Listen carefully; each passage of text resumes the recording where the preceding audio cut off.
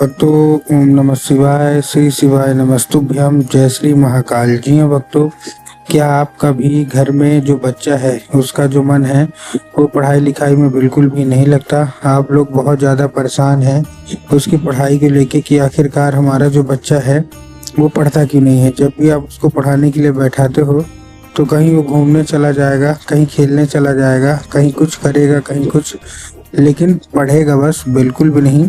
आप लोगों को भी समझ में नहीं आता कि आखिर ऐसा क्या हो गया है जिसके कारण हमारा जो बच्चा है वो पढ़ता नहीं है। तो आपको परेशान होने की बिल्कुल भी आवश्यकता नहीं है, क्योंकि आज जो मैं आपके लिए उपाय लेके आया हूँ, अगर आपने उसको ध्यान से सुन के और अच्छे तरीके से कर लिया तो अवश्य रूप से सारी इच्छा मनोकामना पूरी होंगी ही होंगी। और आपका जो भी बच्चा है जिसका भी मन पढ़ाई लिखाई में नहीं लगता, अवश्य रूप से उसका जो मन है वो पढ़ाई की ओर आकर्षित होगा ही होगा। क्या करना है, कैसे करना है, पूरा का पूरा बताने वाला हूँ, तो बस उपाय ध्यान से सुन के अच्छे से करिएगा जरूर। देखिए, आपको भी पता है कि पूज्य गुरुदेव की जो कथा होती है उसमें लाखों की भीड़ आती है। कैसे भीड़ आती है? लाखों की भीड़ आती है।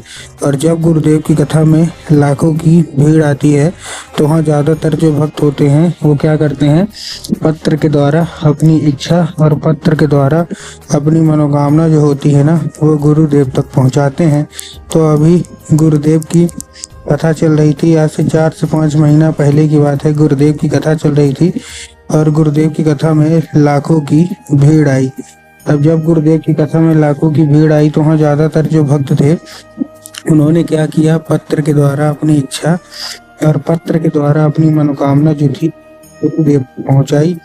अब जैसे ही गुरुदेव के पास पत्र पहुंचा और गुरुदेव ने पत्र पढ़ा तो वहाँ गुरुदेव ने देखा कि ज़्यादातर जो भक्त हैं उनकी क्या है, केवल और केवल एक ही इच्छा मनोकामना है कि गुरुदेव हमारा जो बच्चा है वो बिल्कुल भी नहीं पढ़ता। हम लोग बहुत ज़्यादा परेशान हैं उसकी पढ़ाई को लेके कि आखिरकार हमारा जो बच्चा है वो पढ़ता क्यों नहीं है।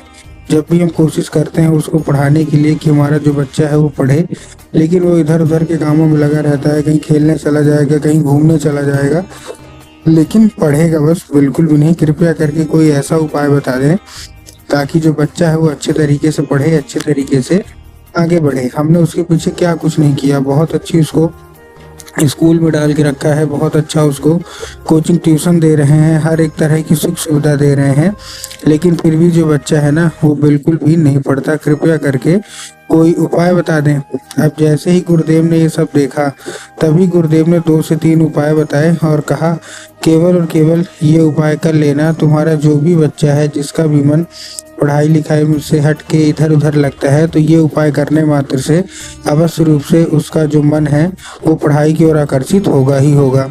अब जैसे ही गुरुदेव ने उपाय बताया तो लोगों ने जा जाके इस उपाय को घर में करना शुरू कर दिए। अब जैसे ही लोग जा जाके इस उपाय को घर में करना शुरू कर दिए, वही लोग गुरुदेव की कथा में मात्र 1 से 1.5 महीने के बाद वापस आए। अब जब वही लोग गुरुदेव की कथा में वापस आए तो उन्होंने क्या किया, फिर से एक बार गुरुदेव को पत्र लिखा। लेकिन ये वाला जो पत्र था ये गुरुदेव को धन्यवाद के रूप में पत्र था कि गुरुदेव धन्य हो आपका, आपके द्वारा बताया गया उपाय हमने कर लिया है, हमारी इच्छा मनोकामना भी है वो पूरी हो गई है, आपका कोटि कोटि धन्यवाद।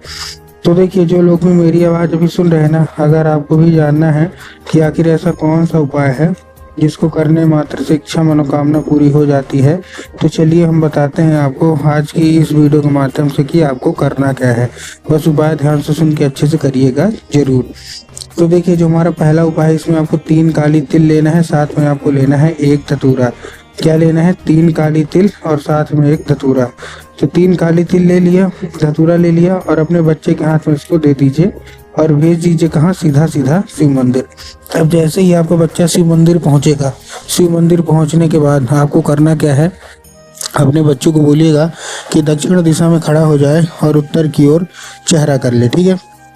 अब जैसे ही दक्षिण और उत्तर में बहुत सारे लोग कंफ्यूज भी होते हैं कि दक्षिण क्या है, उत्तर क्या है, हमको थोड़ा साफ साफ बताओ। तब गुरुदेव ने साफ साफ बताया है कि आप जिस भी शिव मंदिर जा रहे हो उस शिव मंदिर का जिधर साइड जलाधारी होगा आपको अपना चेहरा उधर साइड करके खड़े हो जाना है, ठीक। खड़े हो गए, खड़े होने के बाद आपको क्या करना है, एक नाम लेके, कौन सा, महादेव का बहुत ही सुंदर सा नाम है श्रम्भेश्वर महादेव। तो आपको करना क्या है, आपको केवल और केवल श्रम्भेश्वर महादेव का नाम लेके और उन्हीं का स्मरण करके आपको चुपचाप क्या कर देना है, अर्पित कर देना है बस। पूज्य गुरुदेव कहते हैं कि अगर आपने ऐसा कर लिया तो अवश्य रूप से इच्छा मनोकामना जो है वो पूरी होगी ही होगी। ये था हमारा कौन सा, ये था हमारा पहला उपाय। अब हम चलते हैं अपने दूसरे उपाय की ओर। अब देखिए जो हमारा दूसरा उपाय है, इस उपाय में आपको करना क्या है। जो हमारा दूसरा उपाय है, इस उपाय में सबसे सिंपल सा आपको केवल और केवल एक काम करना है। क्या काम करना है, आपको लेना क्या है, केवल और केवल एक लाल फूल। अब एक लाल फूल के साथ साथ आपको क्या चाहिए, आपके घर में माता सरस्वती की फोटो या मूर्ति होना अति अनिवार्य है।